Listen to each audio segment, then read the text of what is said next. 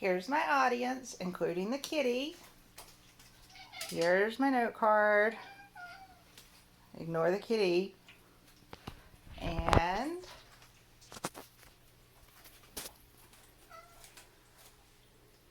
according to the Centers for Budget and Policy Priority, 500,000 children receive supplemental nutrition and food assistance programs in North Carolina.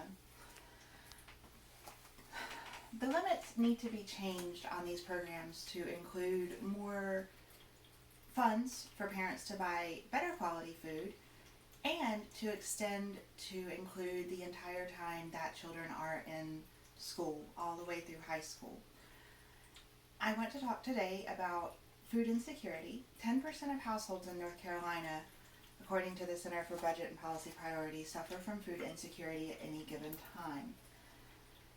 I want to discuss how we can increase these programs to eliminate food insecurity for our youth here in North Carolina so that they can have better education, better health, and long-term benefits of not suffering from food insecurity as an adult. The current income limits for supplemental nutrition assistance program are $24,980 gross for the first person in the household per year. The cost of living in North Carolina in the Charlotte area for one person is $36,000 for a living wage. So to receive supplemental nutrition assistance, you have to be well below the cost of living wage. That leaves a lot of room for the food insecurity and for our children to be going hungry. For the Women and Infant Children program, the limit is $23,107 coming into the entire household for the year. That program is very limited to just the poorest of our families. And the Women and Infant Children program doesn't just include food, it also includes nutrition counseling, it includes parenting classes. There's a lot of need for that program outside of those just at the poverty level. The benefit amount received for supplemental nutrition assistance program is $194 a month for the first person and $146 for each additional household member. This benefit can be reduced from the maximum based on income. So if you make $26,000 a year, your benefit would be reduced by about 15% of the $194. You're still not at a living wage, but you're not receiving funding to be able to feed your family. The WIC benefit per month is about $50 in cash incentives. While WIC does not give you cash incentives, WIC provides vouchers to be able to purchase items.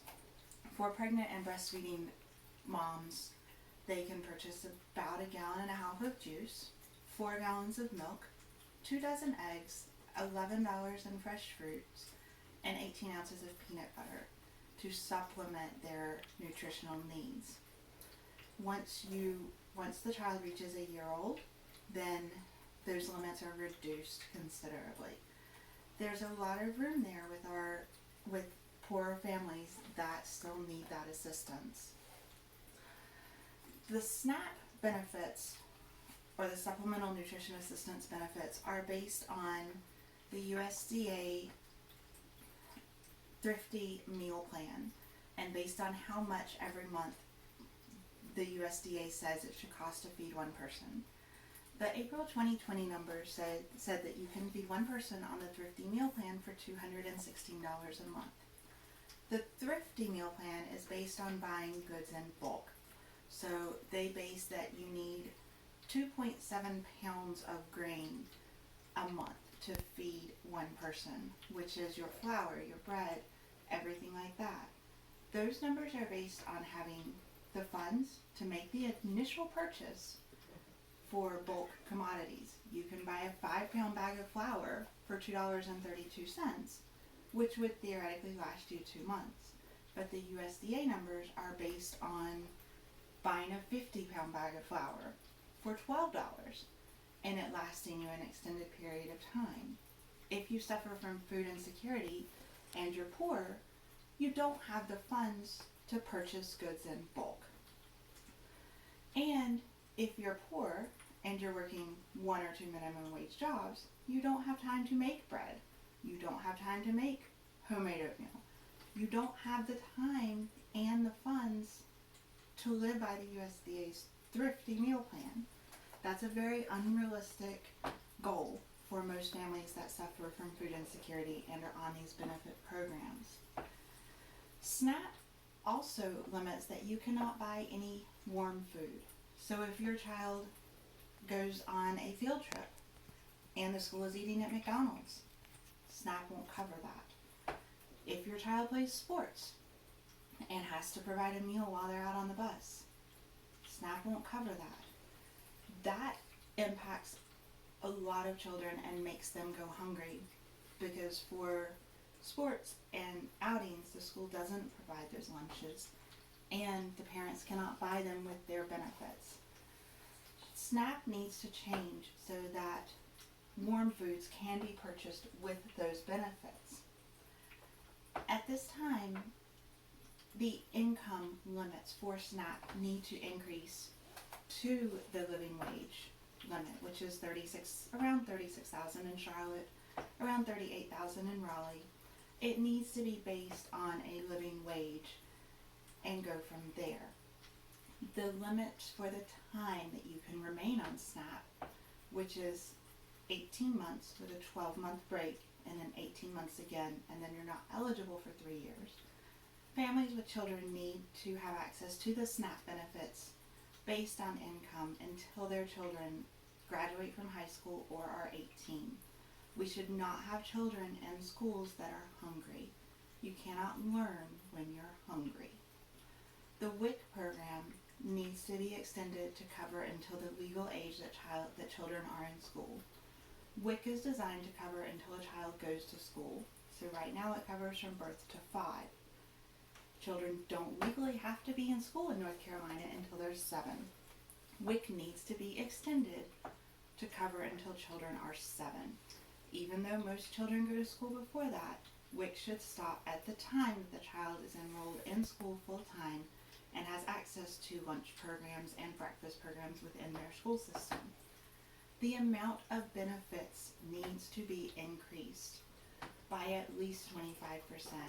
You should be able to walk in the supermarket and buy a reasonable budget of groceries, including some easy to prepare freezer foods, things like that, so that your family can live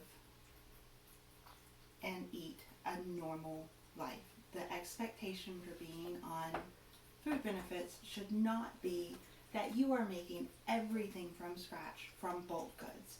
That is completely unrealistic if you have a full-time job and are raising children. There just isn't enough time to get everything done. The North Carolina state legislature could enact these changes. The benefit limits and income limits are federally set, but states can expand them, and many states do. The state of Ohio, their benefit limit is considerably higher than North Carolina, even though their cost of living is lower, because they don't want their children to be going to school hungry. In North Carolina, it feels like we don't care about our poor people. So we need to contact the North Carolina legislature and tell them that these benefits need to be increased. We need to expand it to include higher income limits, higher benefit limits, and that you should be eligible for these programs for the life, for as long as your child is at home and is in school. That's an important part of raising children, is keeping them from being hungry when they go to school. Food insecurity is a horrible thing for children.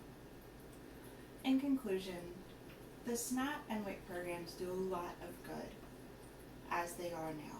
They help our lower income families be able to keep food on the table for limited periods of time. With the current economy in North Carolina, we need to extend them.